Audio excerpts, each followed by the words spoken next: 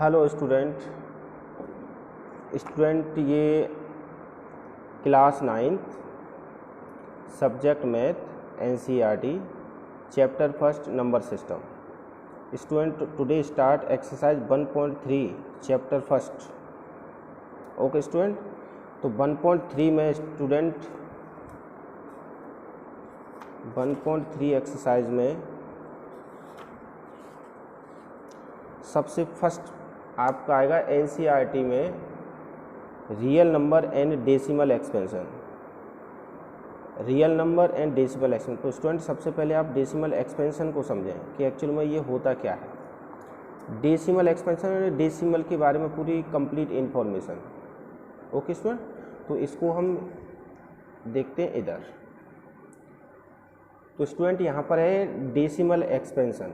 Decimal expansion student आपका 2 type का होता है, टर्मिनेटिंग और नॉन टर्मिनेटिंग। अब स्टूडेंट ये टर्मिनेटिंग क्या होता है? टर्मिनेटिंग वो होता है जिसका रिमाइंडर 0 आए या डिवाइड कंप्लीट हो जाए। नॉन टर्मिनेटिंग ये है कि आपका रिमाइंडर 0 नहीं आएगा। यहाँ पर क्या होगा, जो आपका रिमाइंडर है वो क्या आएगा आपका 0। एग्जाम्पल 5/2, इसका आंसर करेंगे तो स्टूडेंट आएगा 2.5, क्योंकि 2 का डिवाइड कंप्लीट 5 में चला जाएगा पॉइंट लगा के। तो ये क्या हुआ कि इसका रिमाइंडर क्या आएगा 0। यस, या फिर ये कह सकते हैं जिसका डिवाइड कंप्लीटली चला जाए। तो स्टूडेंट इस तरह की जो फॉर्म होती है P/Q फॉर्म, उनको बोलते हैं रेशनल नंबर। ओके, तो डेसिमल एक्सपेंशन 2 टाइप का होता है, टर्मिनेटिंग, नॉन टर्मिनेटिंग। अब टर्मिनेटिंग क्या होता है? जिसका डिवाइड कंप्लीट चला जाए, 2.5। अब स्टूडेंट नॉन टर्मिनेटिंग क्या होता है? नॉन टर्मिनेटिंग वो है जिसका रिमाइंडर 0 ना आए, जिसका रिमाइंडर 0 ना आए और ये अगेन एंड अगेन रिपीट आपका चलता ही रहे, जिसका रिमाइंडर कभी 0 नहीं आएगा, मतलब डिवाइड कंप्लीट नहीं होगा। अब एग्जाम्पल एक होता है स्टूडेंट जैसे 10/3। अब स्टूडेंट यहाँ पर क्या करेंगे, जो 10/3 है आप 3 का डिवाइड करेंगे, 3 टाइम जाएगा, फिर पॉइंट लगाएंगे, 1 रिमाइंडर बचेगा, फिर आपका 3, फिर 3, 3, 3, 3 ऐसे चलेगा। ओके, तो ये क्या है, एक तो इसका डिवाइड कंप्लीट नहीं हो रहा नॉन टर्मिनेटिंग पर, लेकिन नॉन टर्मिनेटिंग में 2 कंडीशन हो सकती है, या तो आपकी वैल्यू रिपीटिंग आएगी या फिर नॉन रिपीटिंग आएगी। तो इसमें स्टूडेंट क्या आ रही है 3.333333, जैसे और ले सकते हैं स्टूडेंट 1/3, तो इसका आ जाएगा 0.33333। तो इसमें क्या है, एक तो डिवाइड कंप्लीट नहीं हो रहा है, रिमाइंडर 0 नहीं आ रहा है, और रिमाइंडर 0 नहीं आएगा तो वो डिवाइड कम चलता ही रहेगा। तो स्टूडेंट इस तरह की जो फॉर्म होती है P/Q फॉर्म, इसको बोलते हैं रेशनल नंबर। यस, अब स्टूडेंट बात करते हैं नॉन टर्मिनेटिंग हो और नॉन रिपीटिंग हो। तो ऐसी फॉर्म आपकी जैसे एग्जांपल 0.10, 100, 100, 140, और भी ले सकते हैं स्टूडेंट 0.23, 2300, 2300 ऐसे चलिए। ओके स्टूडेंट, अब देखो यहाँ पर क्या है, क्या रिमाइंडर 0 आ रहा है? नो, बिल्कुल सही है कि नॉन टर्मिनेटिंग। पहली कंडीशन सेटिस्फाई होगी। क्या कोई वैल्यू रिपीट हो रही है? नहीं हो रही, क्योंकि यहाँ पर पहले 10 है, फिर 100 है, फिर 1000 है, फिर 10,000 है, तो कोई वैल्यू रिपीट नहीं हो रही है, नॉन टर्मिनेटिंग। इस वजह से ऐसी फॉर्म को बोलते हैं irrational number.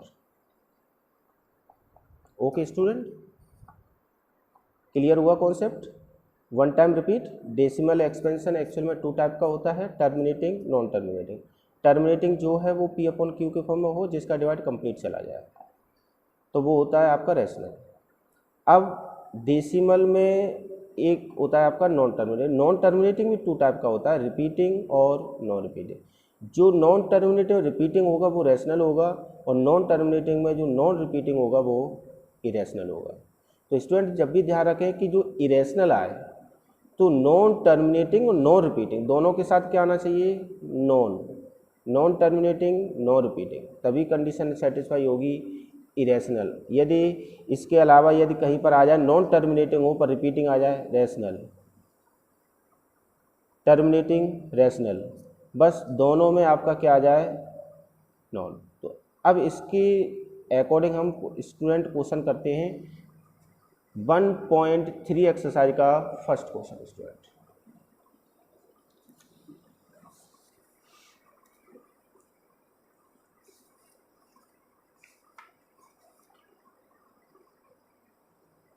One point three exercise question first, right the following in decimal form. अब हमें क्या लिखना है, right the following decimal form, इनको किस में लिखना है, डेसिमल फॉर्म, एंड से what kind the decimal expansion. अब आपको ये भी बताना है डेसिमल एक्सपेंशन आपका कौन सा होगा। अब डेसिमल एक्सपेंशन तो आपके टू टाइप के होते हैं, टर्मिनेटिंग, नॉन टर्मिनेटिंग। यस, तो फर्स्ट यहाँ पर 36/100। अब इसको स्टूडेंट करते हैं सॉल्व।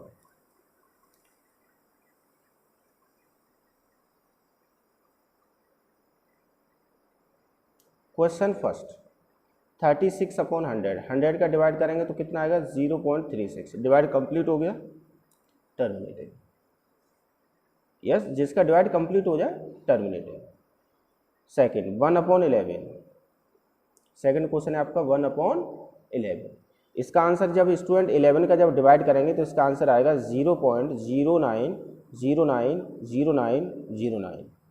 अब स्टूडेंट आप देख सकते हैं कि 0.09 बार, क्योंकि यहाँ पर 09 क्या हो रहा है स्टूडेंट, रिपीट हो रहा है। तो इसका आप देख सकते हैं इसका डिवाइड कंप्लीट नहीं हो रहा है, नॉन टर्मिनेटिंग, बट कुछ वैल्यू रिपीट हो रही है, यस रिपीटेड, क्योंकि 0909 क्या हो रहा है, रिपीट हो रहा है। तो ये आपका कौन सा है, नॉन टर्मिनेटिंग रिपीटिंग। ऐसे क्वेश्चन नंबर स्टूडेंट फर्स्ट में है 6, 329/400। अब इसमें भी स्टूडेंट जब 400 का जब आप डिवाइड देंगे तो 0.8225, जब 400 का डिवाइड करेंगे तो इसका डिवाइड एक्चुअली में कंप्लीट चला जाएगा, कंप्लीट चला जाएगा। तो ये कौन सा होगा आपका, टर्मिनेटिंग। ओके स्टूडेंट, ये स्टूडेंट आपका कंप्लीट फर्स्ट क्वेश्चन है। मेन इसमें आपको डेसिमल एक्सपेंशन बस सबसे ज़्यादा इंपॉर्टेंट है कि डेसिमल की जो फॉर्म होती है, कहीं पॉइंट, कहीं कंप्लीट डिवाइड कंप्लीट हो जाता है, कहीं नहीं होता है, कैसे कैसे क्या सिचुएशन हो सकती है, तो पूरी डेसिमल के बारे में इंफॉर्मेशन है।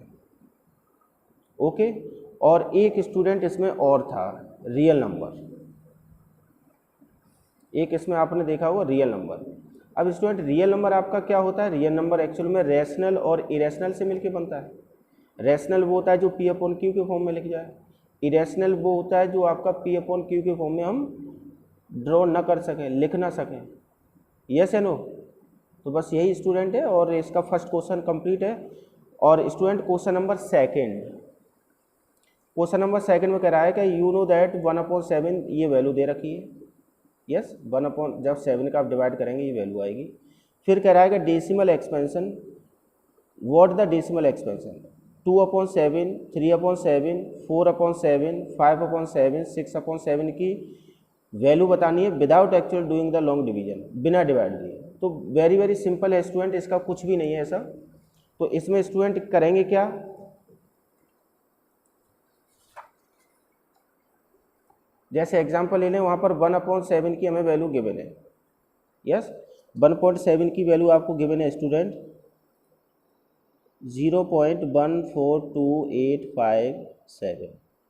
अब उन्होंने कहा है 2/7 की वैल्यू बताइए, तो इसको हम लिख सकते हैं 2 × 1/7, क्योंकि 2 1 या 2/7, 2 × 1/7 की हमें वैल्यू पता है, 1/7 की वैल्यू हमें गिवन है कि 0.142857। 2 का इसमें क्या कर लेना स्टूडेंट, मल्टीप्लाई कर लेना, 2 7 × 14, कैरी 1, 2 5 × 10 और 1 11, कैरी 1, 2 8 × 16 और 1 17, कैरी 1, 2 2 जा 4 और 1 5, 2 4 जा 8 और 2.0, ये किसकी वैल्यू आ गई 2/7। अब आपको निकालनी है 3/7 की, तो स्टूडेंट कुछ नहीं करना है आपको, 3/7 की वैल्यू निकालनी है तो 3 × 1/7 लिख सकते हैं, और 3 × 1/7 की वैल्यू आपको पता है 1/7 की, 3 का मल्टीप्लाई कर देना इसकी वैल्यू आ जाए। ऐसी 4/7, 4 का मल्टीप्लाई इसमें कर दो 4/7 की निकल आएगी, 5 का कर दोगे 5/7 की निकल आएगी। ओके स्टूडेंट, नेक्स्ट क्वेश्चन हम स्टूडेंट देखते हैं नेक्स्ट वीडियो में। Thank you student.